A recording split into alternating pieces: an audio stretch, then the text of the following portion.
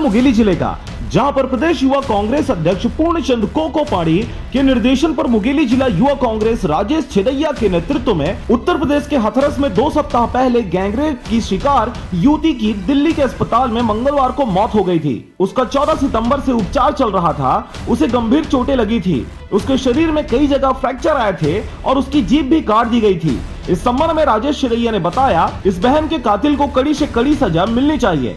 CM Yogi Adityanath महिलाओं के सुरक्षा के प्रति आप जवाबदेह हैं। कार्यक्रम में युवा कांग्रेस द्वारा कैंडल जलाकर श्रद्धांजलि अर्पित किया गया। इसके साथ ही दोषियों को फांसी की सजा दिलाने की मांग भी की गई। इस कार्यक्रम में अभिलाष सिंह, योगेश सिंह, पोखराज बंजारे, अनिल मंगेशकर, नानू ठाकुर, ललित जायसवाल, ललित ताम्रकार, विश्वनाथ साहू, शिवम छेदैया, ईश्वर यादव, देवा साहू, शिबू छेदैया, कार्तिक ध्रुव, अप्पू पांडेकर, लक्ष्मण टंडन, मोनू महिलांगे, सोनू निषाद और भारी संख्या में कार्यकर्तागण उपस्थित रहे।